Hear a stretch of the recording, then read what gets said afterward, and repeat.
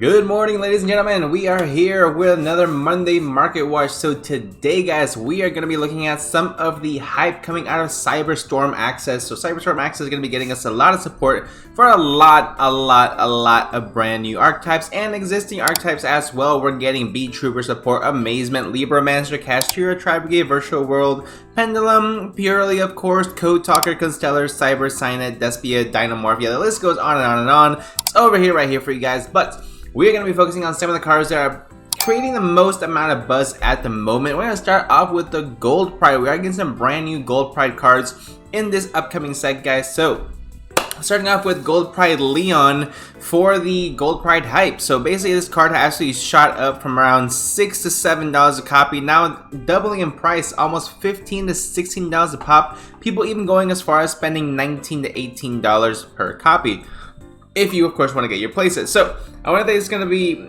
it's a good price range for around $15. I mean, we don't know exactly what Gold Pride is going to do, being a TCG exclusive archetype, so we don't have that information coming from the OCG to the TCG. But what we do have, of course, is what we have gotten, garbage, and now what we will get, which obviously gets the deck a lot more playability, gives it a lot more reliability, gives it new monsters to play with, gives it new extra cards to play with as well. So with Gold Pride being said, all the cards are starting to go up in price, mainly because of course we're getting a lot of hype, a lot of new support, actually decent support as well, not too bad. Right now we have the Gold Pride The Crowd Goes Wild as well, going up in price. Again, demanding around $6-7 before, but now going up to $12, $13, $14 a copy.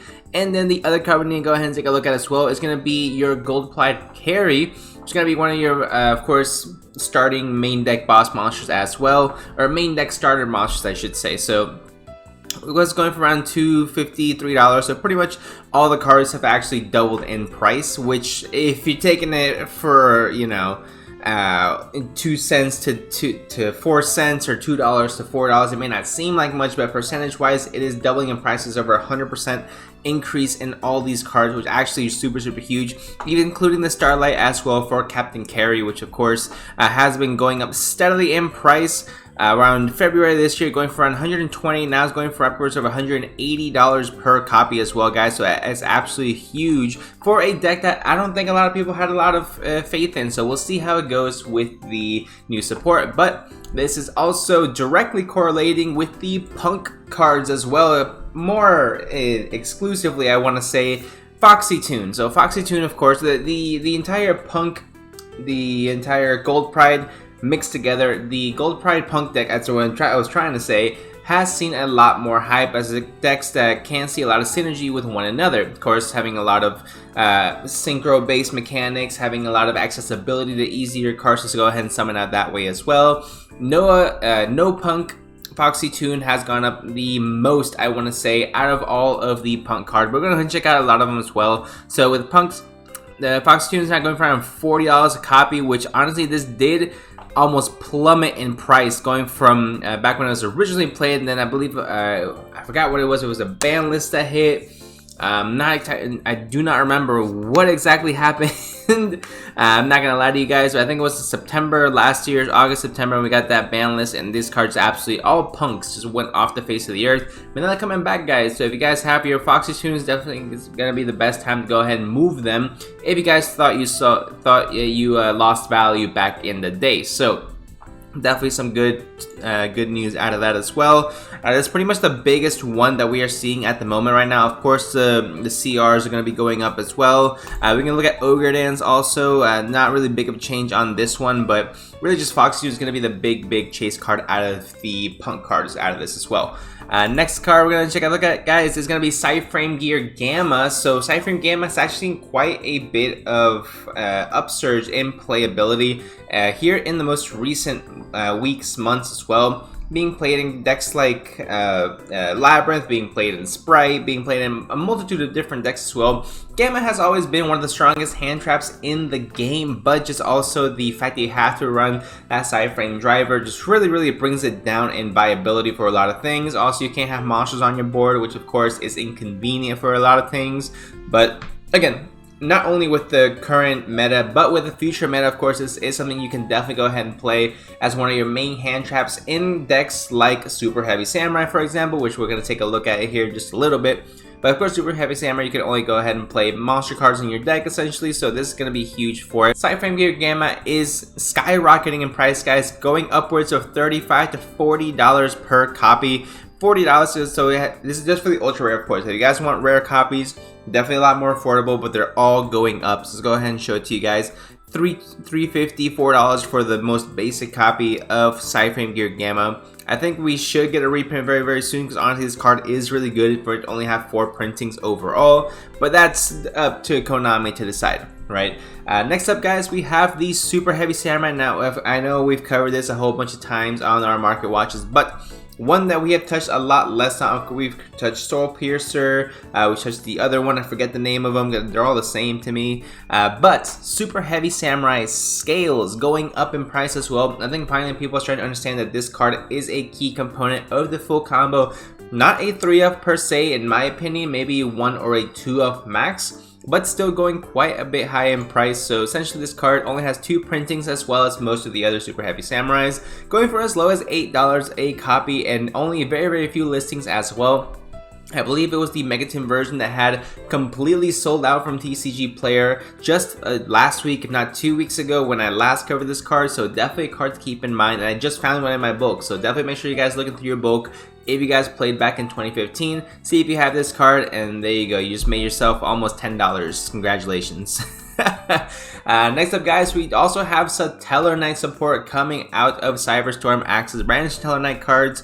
I've not paid too much attention about the Satellar Knight's support, whether it is their whether it's their combos or their new deck, how it's gonna work. But I do know they're getting support, and I do know they're going up in price. So the Neb is the one that's going for the most at the moment, going for around $8 minimum. But if you want to get the OG, if you want to go for the actual Deneb, then you have to get the ultra rare from Duelist Alliance. They're costing you upwards of $14 to $15 a copy, and that's putting it very, very lightly, because this card just shot up since I loaded the page. Alright, so you can still get it for around 15 bucks each, but it's quickly rising to around $18 to $20 per copy with only 23 listings left. And I know a lot of us don't like the reprint. We want to have the original, we want to have the first edition, whatever it might be. Just understand that if you want to get the first edition, you're probably going to spend like 60 bucks for the entire playset of the Nebs. So let's go ahead and wait and see, I would say, before we start just lashing money at this card. Next 2 cards we're going to go ahead and check out, guys, are going to be counters to the brand new Tier 0 deck Purelies. So Purely in the OCG is absolutely running rampant, winning everything and everywhere. No matter where this deck looks, is winning it, slapping people left and right, pop, pop. So we have to, of course, here in TCG come up with creative ways to go ahead and get rid of this deck. Number 1 way to get rid of this deck is going to be XYZ's Encore. This is not a $2 card, as it clearly is staying right over here. Can you see my mouse? You cannot see my mouse. I'll fix that later. Yeah, I'll fix that later. So right now we have XYZ Encore going for around $2 total lie. This card is going for around $15 to $20 a copy. This one random person selling for $1.18. If I refresh, will it still be there? It is still there, so if you guys want to go ahead and pick up a copy of the XYZ Encore for $1, be my guest. There you go. So XYZ Encore, basically what it does is, I'm assuming a lot of people have not read this card, so let's go ahead and read together, right? Target one face-up Xyz monster your opponent controls that has Xyz material. Cool, got it. All Purelies are always going to have Xyz materials, normally 6 and up, right? So detach all Xyz materials from it, and if you do, return to the extra deck. Then if there is a monster card in the graveyard amongst those detached XYZ materials, special summon as many of those opponents out of the field in face-up defense position. Their levels are reduced by 1 on the field. Cards and effects cannot be activated in response to this card's activation. So this is a mouthful. What does this do, right? So obviously the Purely cards are going to be able to go ahead, and Purely Xyz monsters are going to be able to attach a whole bunch of materials onto them for free, absolutely for free. No cards can be responded to this. You can't respond to it in any type of way, which is already really, really good. You're targeting a face-up Xyz monster. You're detaching all materials from it, which is fine. And then, not only that, guys, if a monster card, of course, into the graveyard, you get special summon as many of them on your possible from your graveyard to your opponent's side of the field. Reduce level by 1. The Purelies are already going to be level 1, so it's not really going to do anything when it comes to that. But the fact that you cannot respond to this card makes it really, really crazy, guys. Honestly, I think XYZ Encore, if you guys don't have a playstyle already, this is definitely going to be the time to pick them up. Oh my gosh, this just went up even more. Okay, cool. So if you want the OG printing from Judgment of Light, I think this is the OG printing, it's gonna run you around 26, 20, yeah, for damage is 20 bucks. That's crazy. This, I don't think I have this card, but I'm definitely gonna be looking through my book to make sure I don't. If I miss it, I'm definitely gonna have to go ahead and make sure I get it. This card is really, really good, absolutely destroys the Pearly archetype, so we'll see if this gets any type of play. Of course, it is a quick play spell, so there's no real effective way to search it. It says, you know, prosperity or hope you draw it off desires or whatever it might be. So this is something to keep in mind, though. It's definitely going to be a huge staple for the side deck in this upcoming format. So be on the lookout for that one. And the last card we're going to take a look at today, guys, is going to be Anti-Human Intelligence Misaya. I've never heard of this card in my entire life. So apparently this card came out in Dawn of Majesty, which came out not that long ago, less than a year ago, if I remember correctly. I don't remember this card at all. Not one single bit. Not at all. But apparently this is going to be useful as far as countering the Purely archetype as well. Everything is going to be revolving around getting rid of Pearly cards, which is coming out in less than 2 weeks, guys, so definitely make sure that you plan ahead if you guys have not done so already. So, Anti-Human Intelligence Misaya. So what does this card do for you guys? Any card sent to the graveyard is banished instead, except for monster cards. Already does a lot just with that effect. So basically what the Pearly cards do, they allow you to attach spells, traps from either player's graveyard in order to equip it to them as a material. But if every single card in the graveyard except for monster cards, so spells, traps are getting banished, then they can't attach them as materials, so they can't grow immensely like they want to, which is fantastic, of course. So it has another monster effect. I honestly didn't even read the monster effects. I just want to go ahead and read together in case I missed something as well. You can reveal this card in your hand, add one other pendulum monster from your hand or one from your pendulum zone to its owner's extra deck face up, and if you do special summon this card, okay, you can only use this effective anti-human, and if another monster is normal or special summon while you control this card, send that monster to the graveyard during the end phase of this turn.